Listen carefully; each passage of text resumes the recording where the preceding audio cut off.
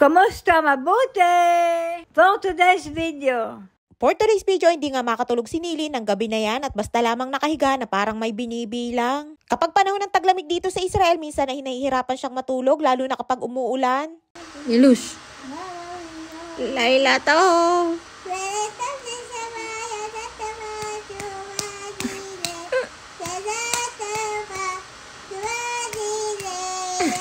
Laila to Nilus. Yalda to Batibria.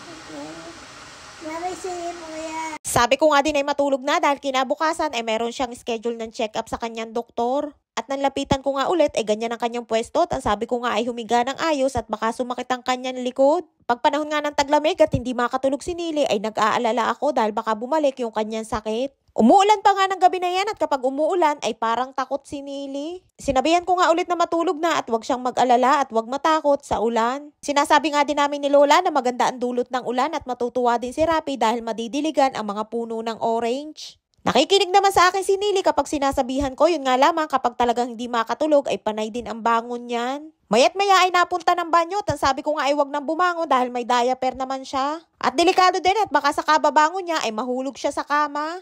Kapag nga ganang si Nili ay si Lola ay nag-iisip din at nag-aalala. At sa sobrang pag-aalala nga ni Lola kay Nili ay minsan ay umiiyak si Lola.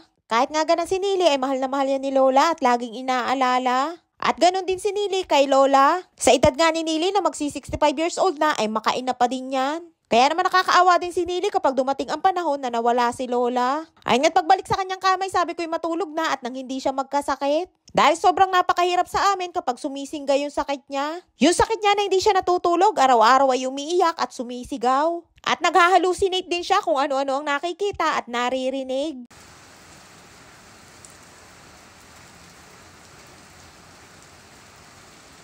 Umuulan nga ng gabi na yan kaya naman lalong hindi makatulog si Nili. At pati nga ako may phobia na din dito sa ulan dahil kapag umuulan ay nag-aalala at nag-iisip na din ako kay Nili. Mag-aalas 12 na nga ng hating gabi at nakahiga na din ako. At narinig ko nga si Nili na panay na naman ang lakad kaya naman pinuntahan ko. Ang sabi ko'y mag-aalas 12 na ng hating gabi at bakit hindi pa siya natutulog. Ang sabi niya sa akin na hindi niya daw alam at nahihirapan daw siya na matulog. Dati-rati nung panahon ng tag-init ay hapon pa lamang ay tulog na yan.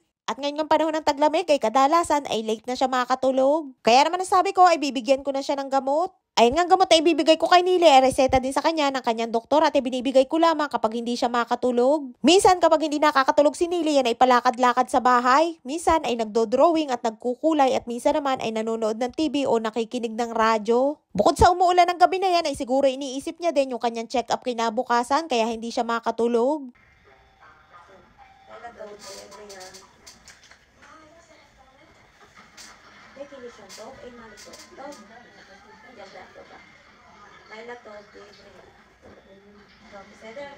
Ay pagkatapos kong asikasuhin si Nili at painumin ng gamot ay si Lola naman ang aking pupuntahan dahil alam niya na si Nili ay hindi pa natutulog. Ay siya hanggang dito lamang ating kwento for today's video. Maraming po salamat sa inyong support at lagi panonood. Mag-ingat po kayo palagi.